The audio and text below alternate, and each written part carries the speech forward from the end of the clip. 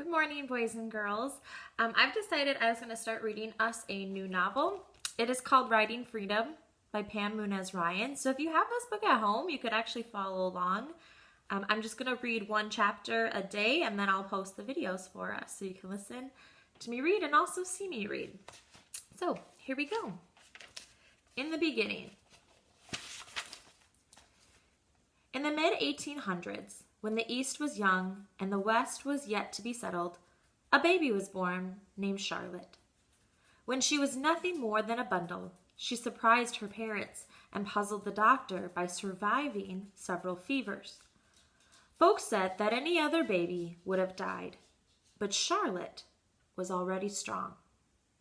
She walked before most babies crawled. She talked before most babies babbled, and she never cried. Unless someone took something away from her. A few months after Charlotte's second birthday, on a blustery evening, she rode with her parents toward their small farm in the New Hampshire countryside. Their horse-drawn wagon was rickety and swayed back and forth with each gust of wind. Thunder made the horses skittish, and they reared and struggled to their harnesses. Charlotte sat up straight in her mother's lap, watching the trees waving in the wind and listening to the horses' loud whinnies.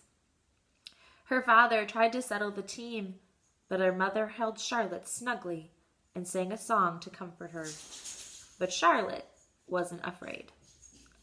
A crack of lightning lit up the countryside, and the horses lurched forward, reeling down the road out of control. "Hold on!" yelled her father. "Stop!" screamed her mother. "Keep them straight! Keep them straight!" Charlotte's mother clutched her closer and tried to hold on as the frantic horses dragged the wagon over the bumpy road. Her father hollered, "Whoa, whoa!" But the horses had already lunged down a deep hill, crowded with trees and boulders. Tree limbs smacked the horses, frightening them even more. The wagon followed, plunging over the side and smashing into tree trunks before it overturned on a rocky ledge. Charlotte was thrown free of the splintered wagon and landed in a bed of tall grass. Her father and mother were killed instantly. Unharmed, Charlotte waved to the snuffling horses who were now free of the wagon. Like nursemaids, they hovered around her. At times, they whinnied as if calling for help.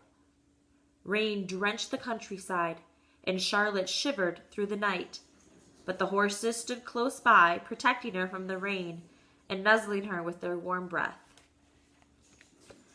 The horses were still keeping watch over Charlotte when neighbors found her the next morning.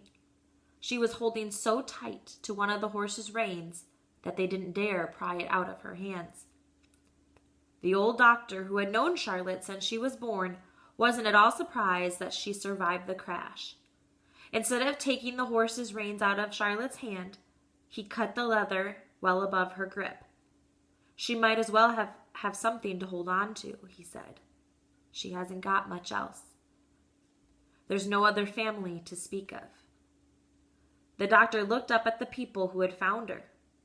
"We've got enough mouths to feed," said the man, and he and his wife turned away. "I hate to think you'll grow up in an orphanage," the doctor said as he carried Charlotte. "But if anybody can make it alone in this world, it's you.